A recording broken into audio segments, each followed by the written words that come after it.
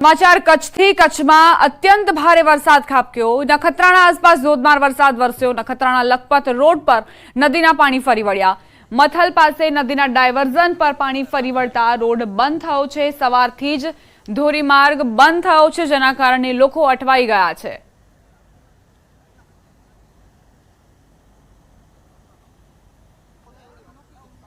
नखत्राणानी आसपास धोधमार वरसाद शुं खाबक्यो। डायवर्जन जे रोड हतो तेनी उपर पाणी फरी वळ्या छे। हवे आ जे लोको छे ते तमाम અહીં પહોંચ્યા હતા રસ્તાનો ઉપયોગ કરવા માટે। તેમને ખબર નહોતી કે અહીં પાણી ભરાઈ ચૂક્યા છે અને તેનો ઉપયોગ નથી કરી શકતા। કચ્છના અબડાસાનો કંકાવટી ડેમ છલકાયો છે। મધ્ય સિંચાઈનો ડેમ છલકાતા જ લોકોમાં ખુશીની લહેર। ખેતી માટે બહુ ઉપયોગી ડેમ ઓવરફ્લો થયો। ભારે વરસાદના પગલે આજે સવારથી ડેમમાં નવા નીરની આવક થઈ છે। कच्छ जिल्ला में वरसाद बाद नखत्राणा में पानी वहता थया। नखत्राणा थी पसार थता वोकड़ा में पानी फरी वळ्या। नखत्राणा लखपत भुज राज्य धोरीमार्ग जलमग्न थयो। हाईवे पर पानी फरी वळता मार्ग बंद करवानी फरज पड़ी। मार्ग बंद थता राहदारीओने भारे हालाकी पड़ी रही है। भारे वरसादना पगले बजारमांथी नदी वहेती होय तेवा दृश्यो सामे आव्या। स्थानिको त्यां पुल बनाववानी मांग करी रह्या छे।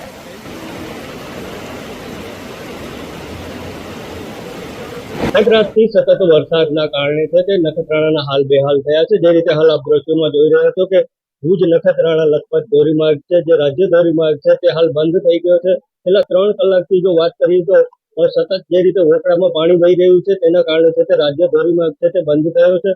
गत रातथी छे ते नखत्राणा विસ્તારમાં वरसाद छे ते वरसी રહ્યો છે। અહીં વરસાદ વરસવાના કારણે જે ટ્રાફિકની સમસ્યા છે તે સર્જાય છે। રાજ્ય ધોરીમાર્ગ બંધ થતા તો હાલ પણ આપ દ્રશ્યોમાં જોઈ રહ્યા છો કે પોલીસ છે તેઓ લોકોને નજીક જવા નથી દેતી, કારણ કે જે રીતે અહીં કને વોકળા વહી રહ્યા છે તેનામાં કોઈ અનિચ્છનીય બનાવ ન બને તે માટે પોલીસ પણ અહીં કને હાજર છે અને લોકોને છે તે દૂર રાખી રહી છે। બીજી તરફ જે સ્થાનિકો છે તેઓ સાથે આપણે વાત કરવાનો પ્રયાસ કરીશું કે અહીંની શું પરિસ્થિતિ છે। અહીંયા નખત્રાણાની જો વાત કરીએ, કેટલા સમયથી બંધ છે, લોકોની કેવી હાલત છે અત્યારે? સવારના 7 વાગ્યાથી રસ્તો બંધ છે અને ઘડીક વખત ચાલુ રહ્યો હતો, વળી પાછી વરસાદ થવાથી આ રસ્તો બંધ છે। 3-4 કલાક રસ્તો બંધ છે। આના લીધે આમ જનતાને બહુ તકલીફ થાય છે। આવતા જતા માણસોને પણ તકલીફ થાય છે। અહીં વાહન વ્યવહાર બધો ખોરવાઈ જાય છે।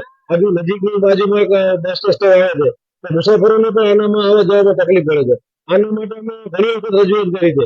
હમણાં આપણા ધારાસભ્ય પદ્મસિંહ જાડેજા સાહેબ આના માટે બહુ મહેનત કરી અને પુલિયાને મંજૂર કરાયો, છતાં પણ હવે ક્યાં અરજ જાય છે।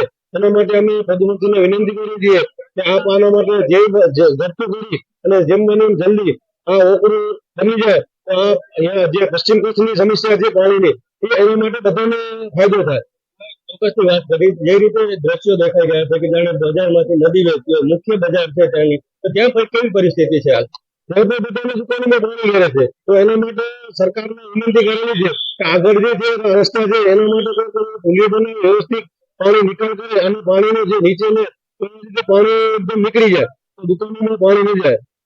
ચોક્કસથી તો આ હતા સ્થાનિક જેઓ જણાવી રહ્યા છે કે અહીં કને પુલ બનાવવાની જરૂર છે। તેઓએ અનેકવાર રજૂઆતો પણ કરી છે। ચોક્કસથી બીજી બાજુ તો વાત કરીએ તો કેટલીક દુકાનો છે અંદરની બાજુ, તેમાં પણ પાણી ભરાવાની છે તે સમસ્યા સર્જાય છે। ત્યારે અહીંના સ્થાનિકો છે તેઓની એક જ માંગ છે કે અહીં કને પુલિયો।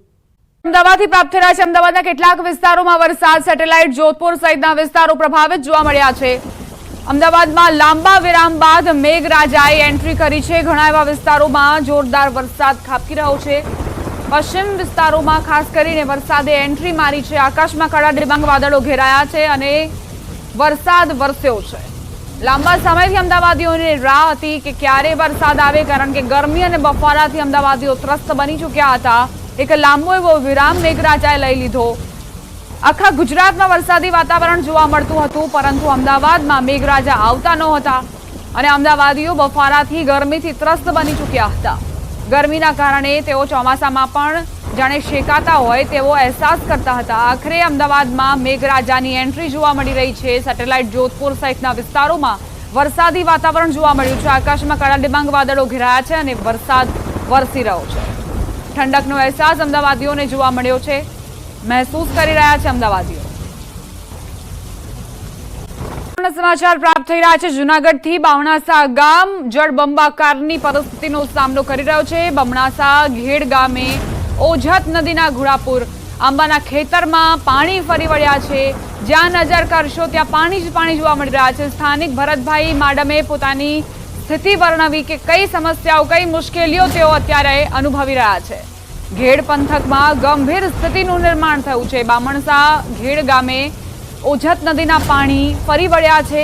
નદી બે કાંઠે વહેતી હતી અને એવામાં જે પાણી આવ્યા તેણે ગામમાં તબાહી મચાવી દીધી છે। આ વરસાદ આફત બનીને આવ્યો છે। કેડસમાં પાણી વહી રહ્યા છે। ક્યાંક જે ઘર છે તેની અંદર પણ પાણી ઘૂસ્યા છે। ખેતરોની અંદર શું સ્થિતિ સર્જાઈ છે તેની તસવીરો પણ સામે આવી। આંબાના ખેતરની આ દુર્દશા થઈ છે। આ જે ખેતર છે તે હવે નદી બની ચૂક્યું હોય તેવી તસવીરો સામે આવી છે। ગામના જે રસ્તા છે તે પણ જળમગ્ન થઈ ચૂક્યા છે। લોકો પોતાના પાકને બચાવવા માટે જહેમત ઉઠાવી રહ્યા છે। ખેડૂતો ચિંતિત બન્યા છે અને આ જે વરસાદ આવ્યો છે તે આફત લઈને આવ્યો છે। સ્થાનિક ભરતભાઈ માડમે પોતાની સ્થિતિ વર્ણવી કે કઈ કપરી પરિસ્થિતિ સર્જાઈ છે। હવે આ પાણી ઓસરે, વરસાદ રોકાય ત્યારબાદ જ નુકસાની કેટલી થઈ છે તેનો અંદાજ ખેડૂતો લગાવી શકે। આંબાના ખેતરમાં પાણી ફરી વળ્યા છે। જ્યાં નજર કરું ત્યાં પાણી જ પાણી। આખું ખેતર જાણે બેટમાં ફેરવાઈ ગયું છે। પાણીનો આ ધસમસતો પ્રવાહ કોઈ નદીનો નથી પરંતુ ખેતરોમાં આ રીતે ધસમસતો પ્રવાહ વહી રહ્યો છે। ત્યાંના સ્થાનિકો કઈ સમસ્યાઓથી અત્યારે ઝઝૂમી રહ્યા છે તેની તસવીરો ન્યૂઝ 18 ગુજરાતી તમને દર્શાવી રહ્યું છે। બામણસા ગામ જે હવે ગંભીર સમસ્યાઓનો સામનો કરી રહ્યો છે। ખેતરોની અંદર પણ દુર્દશા થઈ છે। જે વાવણી કરી હતી તેનું પણ ધોવાણ થઈ ચૂક્યું છે। તો મેઘરાજા હવે વિરામ લે અને આ પાણી ઓસરે તેની રાહ ખેડૂતોને છે। આ ધસમસતો પાણીનો પ્રવાહ તાંડવ લઈને આવ્યો છે। મેઘ તાંડવની સ્થિતિ સર્જાઈ છે ઘેડમાં। આ પરિસ્થિતિનો અંદાજ પણ આપ લગાવી શકો છો આ દ્રશ્યો અને આ તસવીરો જોઈને। બામણાસા ગામથી સ્થાનિક ભરતભાઈ અમારી સાથે જોડાઈ ગયા છે। ભરતભાઈ, અત્યારે શું સમસ્યાઓ તમને જોવા મળી રહી છે? કઈ સમસ્યાઓથી આપ ઝઝૂમી રહ્યા છો? મેડમ, અમે અત્યારે સાતીએ સાતીએ પાણીમાં ઉભા છીએ। જ્યાં પારો દેવાજભાઈ, હરદાસભાઈ કટોટ, બંસી મંડપવાળાનો તૂટ્યો છે ત્યાં એને અમે ત્યાં સ્થળ ઉપર પહોંચ્યા છીએ 15-20 જણા જોવા માટે કે આગળ ના પડે એ માટે કંઈક કાય કરીએ છીએ। અહીં અમે સાતીએ સાતીએ પાણીમાં છીએ અને આંબાના ઝાડ છે, આંબાના ઝાડ એની ઉપર અત્યારે ઉભા છીએ અમે। નીચે ઉભા એવી સ્થિતિ નથી અને દેવાજભાઈ કટોટના પારાના ખેતરમાં આખું ધોઈ નાખ્યું અને માંડવીનો મગફળીનો પાક સંપૂર્ણ રીતે આખા ઘેડ વિસ્તારમાં હજારો વીઘામાં આખો સંપૂર્ણ પાક ફેલ થઈ ગયો છે અને અત્યારે અમે ત્યાં સ્થળ ઉપર જ ઉભા છે।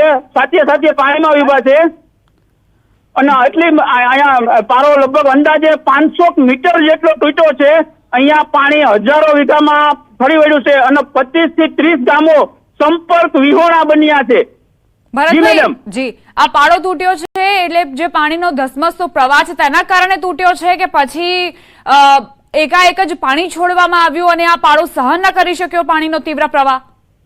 જો મેડમ, જી, જુનાગઢ, વિસાવદર, વંથલી, મેંદરડા જે કોઈ ભેસાણ વરસાદ 5 ઇંચથી વધારે પડે એ બધું પાણી અહીંયા ઓજતમાં આવે છે। ઓજત નદી, ઓજત, ઉબેણ, સાબલી, એમાં જે ઓજત નદી છે એના પારા ખેડૂતોએ બનાવેલા હોય છે।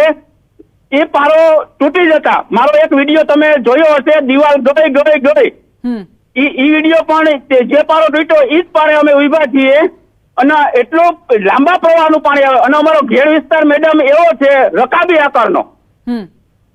આકારનો ઘેડ વિસ્તાર હોવાથી પાણી અહીંયા બામણાસા ઘેડ ગામમાંથી નીકળે છે અને 25 થી 30 ગામો સંપર્ક વિહીન। અને મેડમ, આજે આ 5મો દિવસ છે। 5 દિવસ ત્યાં અમે ઘરની બહાર જઈ શક્યા નથી।